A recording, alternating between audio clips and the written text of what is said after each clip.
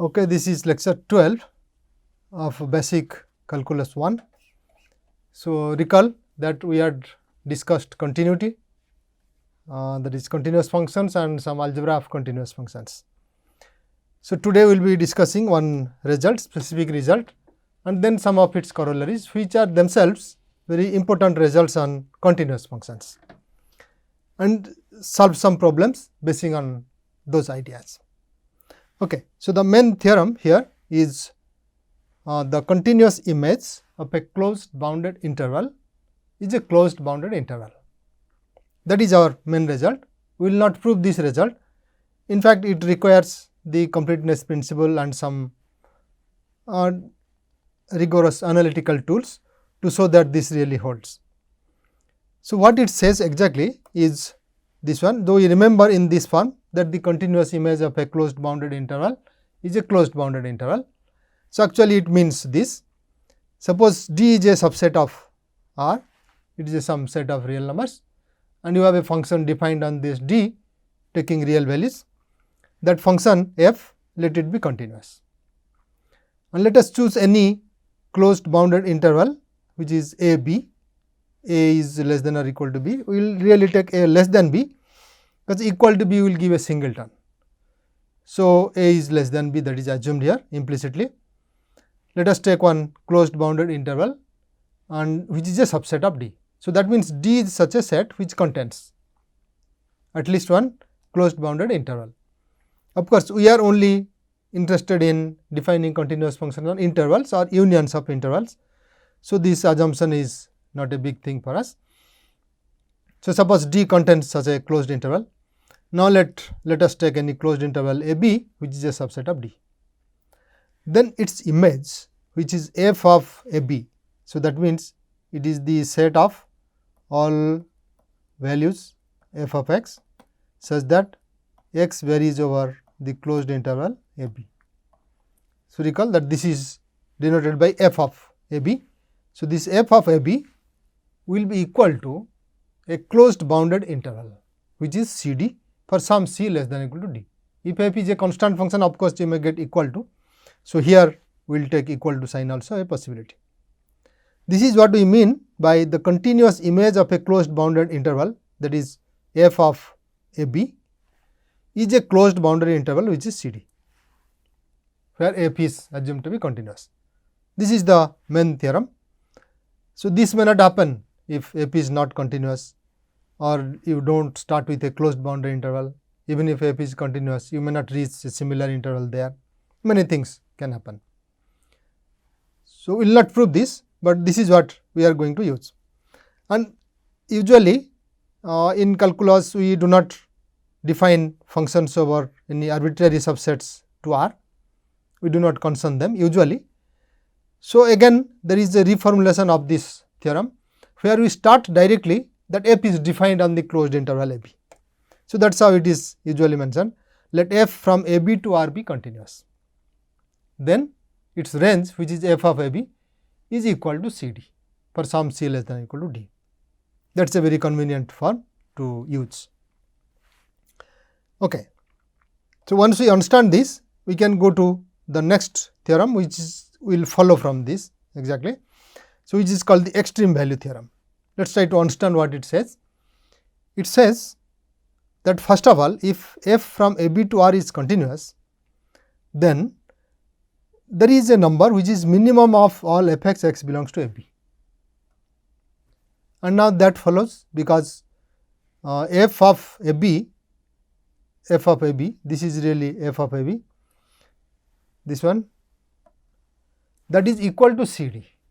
So, c is that minimum, then minimum of this exists, that is really c. Similarly, d will be the maximum. So, maximum also exists, maximum of the range. And once it is continuous, then we say f of a b equal to c d. So, that means there is one point on the left side a b such that f of that point equal to c. So, which we will say that f of alpha and f of beta, one is maximum, one gives the maximum value, the other gives the minimum value, right. So, this happens, that is a continuous function achieves its maximum and minimum values. Of course, this way it is informal, but that is how we remember most of the things, by looking at them informally. Okay. So, that is why this is called extreme value theorem, that a continuous function achieves its extreme values, minimum and maximum values. So, that of course follows from the mother theorem. Okay. So, there is one more important thing which is called intermediate value theorem. What it says, suppose f is defined over a closed boundary interval taking real values and it is continuous. Now, f of a and f of b are certain values in R.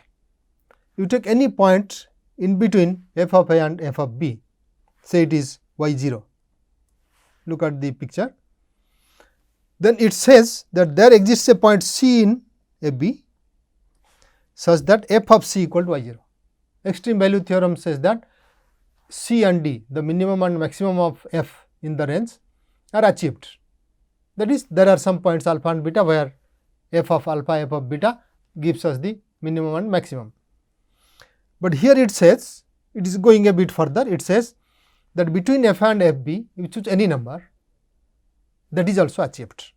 That is, there is a point C in AB such that f of c equal to y0. You can see geometrically why it is so. F of a is somewhere here, f of b is somewhere here. So, in between is any y0 if we take, and we just take a horizontal line, it will cross the curve somewhere.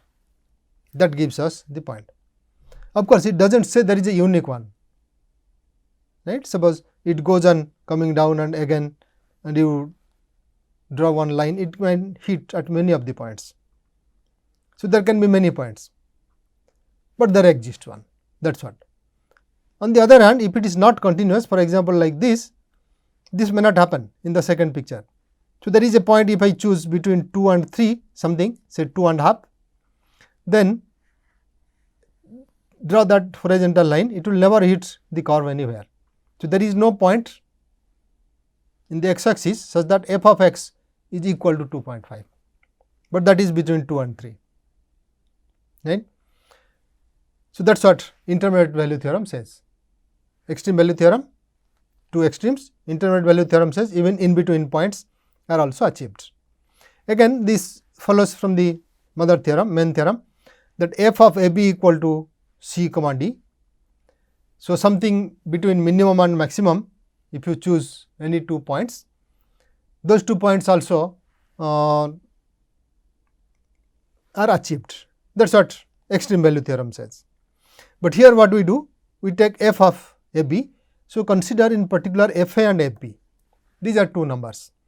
Now, if you choose any number between f a and f b, that is your y0, choose y0 between f a and f b, that also lies between the minimum and the maximum of f of x. Therefore, there is a point where it is achieved. That also follows from the earlier one. Okay, there are nice applications of this. We will see soon. We will see one more result which comes from this, which is called the sign preserving theorem. This is also very important theorem. It gives an idea of what continuity in a small neighborhood means. So, suppose f is a continuous function, we will start with an interior point C of D. For example, if f is defined on the closed interval a b, then C will not be the end points a and b, it is something else in between a and b, but not equal to a and b. So, once you say it is an interior point, recall it is an interior point means there is a neighborhood of that point which is contained inside D. That is why it is called an interior point. Always there is a neighborhood around it which is a subset of D. So, that means f will be defined on that neighborhood at least. Okay. So, suppose f of c is greater than 0, something like here c is greater than 0. Look at this, forget the earlier legend. Suppose it is a continuous function and c is there, f of c is bigger than 0. Then it says there is a neighborhood c minus delta to c plus delta such that on the whole neighborhood the function remains positive. So, I can choose say here something between this, in fact, I can choose bigger, but suppose the function comes down to like this, somewhere, then I cannot choose my delta to be so big, because f of this will be negative. So, it says there exists a neighborhood where f remains negative. How does it follow? Why does it follow intuitively? Let us see. Suppose it is remaining positive and it does not happen that whatever neighborhood you take around that point, you will find some negative point or 0. In fact, if you get a negative point, then because of intermediate value theorem, 0 is also achieved. So, 0 is there somewhere. That means, you have the function, you have C, you take any neighborhood. So, you will find there is a point, or in fact, there is a point where it is 0, or it is, in fact, if you take any point, it will be 0 or negative, right. The contradiction of this, the contrary of this we are assuming, because this is the result to happen. If it does not happen, then you take C, any neighborhood of this, around this you take any point, there it is either less than 0 or equal to 0. Okay. So, now here it is positive and here it is negative or it is equal to 0. Then by intermediate value theorem, all these values should have been achieved, right. Between 0 and that, there is a point where it is 0.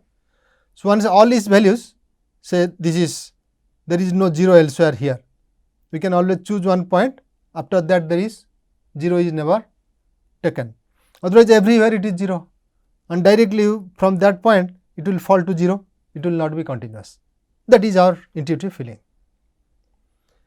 And of course, we can prove also, it is easy to prove. Instead of using this intermediate value theorem, it is more fundamental. So, let us give a proof even, does not matter. Let f from D to R be continuous at an interior point C. If f c is greater than 0, then there exists a neighborhood such that f x is greater than 0 in that neighborhood. So, what we do? Suppose f of c is bigger than 0. Okay.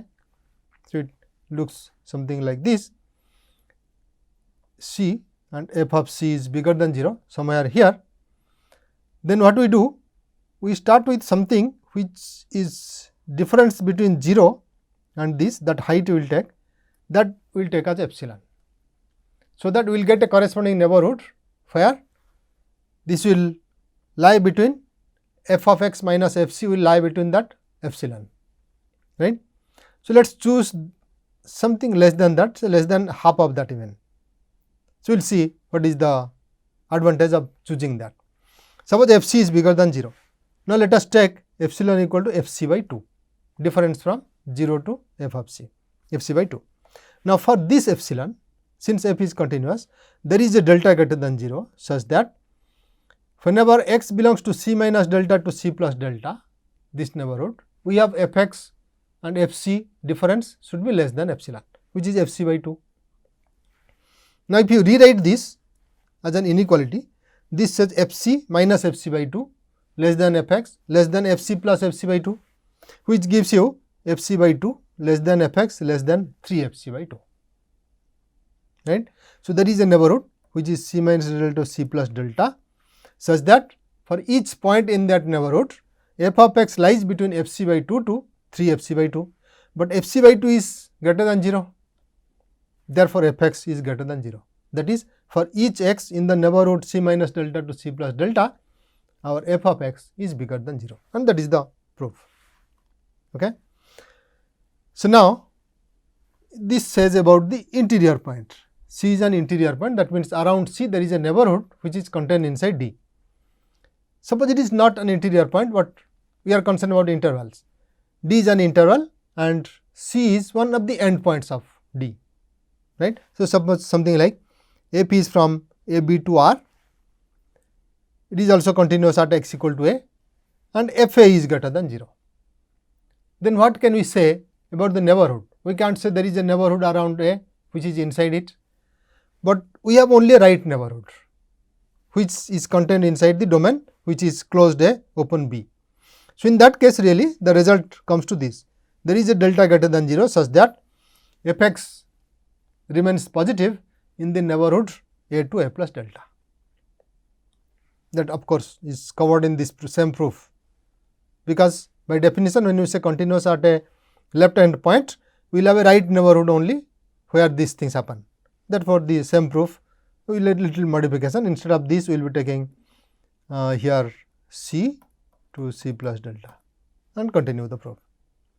Similarly, when it is the right end point, that is f is from a b to r is continuous at x equal to b, and you know that f of b equal to 0, then we have a left neighborhood b minus delta to b where f of x remains positive. Okay. So, I think this is understood, but then this is about positive. So, if you have negative f of x, say f of c is less than 0, then of course, you will get a neighborhood where f of c remains negative. The proof of course is easy because you consider minus f instead of f throughout. The same proof will work. So, that is what we give a comment that similar statement hold when you replace this greater than with less than. If it is negative at a point and it is continuous, then it will remain negative in a neighborhood of it.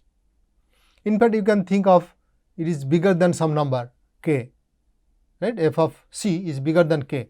Then there is a neighborhood of c where f of x remains bigger than k. Fine. Also for less than. So, these are our main results. We have the extreme value theorem, intermediate value theorem, and the sign preserving property of continuous functions in a neighborhood. So, let us give some example where we can do this. So, this is our first example.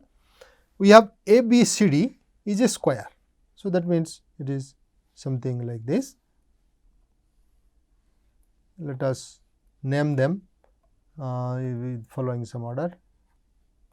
A, b, c, d is a square. Draw two curves.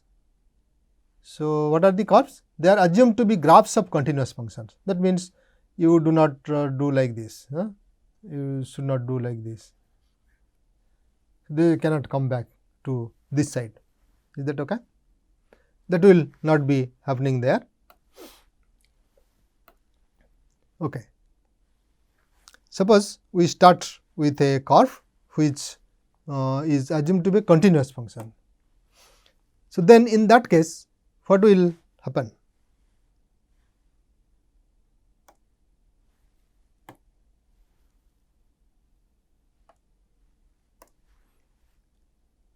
Okay. So, let us do it this way, rather we take this way, we have the square, say a, b, c, d, and what happens? We are trying to draw two curves which are assumed to be graphs of continuous functions lying inside a, b, c, d. They will not go away. One joining a and c, another joining b and d. Suppose a and c, so it is something like this, and another is something like this, b and d. They lie inside. So, obviously, what is asked is to show that two curves intersect somewhere inside the square. It is intuitively very obvious, but we require proof. Well, so what we do? Let us write a to be the origin. It is done the other way. We take this to be a, and this to be b, this to be c, and this to be d. Okay. So, this point let us write 0 0, b let us write as 1 0, c as 1 1, and d as 0 1, taking these as the y axis, this is the x axis. Okay. So, now f is a function and g is also a function. So, both are defined from 0 1 to 0 1. Okay. Are they defined from 0 1 to 0 1? The one function is like this, the other function is like this. So, one is defined from this to this. So, their height remains between 0 and 1, right, both the heights. So, f and g are functions from closed interval 0 1 to closed interval 0 1. That is obvious. Now, what is f of 0? F of 0 equal to 0 here. This is our f and this is our g. So, f of 0 equal to 0 and f of 1 equal to 1. G of 0 equal to 1 and g of 1 equal to 0. This is what we get. Both are continuous functions. I think this much information is enough. We will not need the picture after this. So, what happens is we define another function h of x, which is f x minus g x. We know that this is continuous. because of algebra of continuous functions. This is continuous from where? From 0 1 to what is the range? So, range will be f 0 and g 0 is 1. So, minus 1 to 1, right, range is minus 1 to 1. So, it is a function, h is a function from 0 1 to minus 1 to 1, and what we get? h 0 equal to minus 1, h 1 equal to 1. Now, use intermediate value theorem. Between minus 1 to 1, 0 lies. So, there is one number here x such that h of x equal to 0, right. So, there is a point C such that h of c equal to 0. And what is the meaning of h of c? It is really f c minus g c. So, f c minus g c equal to 0 or f c equal to g c, and that is the meaning of the curves intersect. Okay. So, this is an application of intermediate value theorem. Let us take another example. So, here it is claimed that every polynomial of odd degree has a real root. We want to show that yes, it is correct. If you take any polynomial of odd degree, it will have a real root. All polynomials may not have real roots, right. So, this says only about odd degree polynomials, like x square plus 1 equal to 0, it does not have any real root. However, if you take a cubic, then there exists at least one real root. So, how do we proceed? We start with a polynomial, say p x equal to this. Now, here we have made the coefficient of x to the power n as 1. There is no loss in generality, because anyway we are interested in finding a root. So, if this also this has a root, then the general one also will have a root, because just dividing by n, it is of degree n. So, n is non-zero. So, that really does not matter. So, let us assume that p x is in this form, where it is coefficient of x to the power n is 1 and n is odd. Okay. Now, if I take limit of this as x goes to infinity, what happens there? X goes to minus infinity of p x. So, when you take p x, it is x to the power n plus a n minus 1, x to the power n minus 1 and so on. Okay. So, as x goes to minus infinity, really I take x bigger than these coefficients, a 0 plus a 1 plus all mod a n minus 1. Then this term x to the power n will dominate all the other terms. Okay. So, when x goes to minus infinity, this polynomial can be made, its value can be made smaller than any negative number. So, it is say that limit x goes to minus infinity p x is minus infinity, because n is odd. So, this becomes minus infinity. Had it been even, it would have become infinity. Okay. Now, similarly, if I take limit of p x goes to infinity, that becomes infinity, okay, because x goes to infinity. So, this dominates again, this term only tells you what is the result. Okay. So, now let us see what is the meaning of this. Limit x goes to minus infinity p x equal to minus infinity. It means there exists a point negative number a such that p of a is less than minus 1. In fact, it means that p, the functional value p of something, can be made smaller than any negative number you give me. That is, you give me something, say minus 100, then I can get one x such that p of x is less than minus 100. So, here in particular we say there exists a number a negative such that p of a is less than minus 1. Similarly, when we have limit p x equal to infinity, means there exists a number b, say positive, such that p of b is bigger than 1. So, now p of x is a continuous function. So, we can just restrict it to our domain a b instead of taking the whole real number. Now, there the function is p x, f of x equal to p of x, this polynomial, and we see p of a is some number less than minus 1, p of b is some number bigger than 1. Therefore, by intermediate value theorem, since 0 lies between minus 1 to 1, there exists one point c such that p of c equal to 0. That is what we wanted, right. that P of C must be equal to 0 for some C. It is an odd degree polynomial, it has a real root, and that is the proof.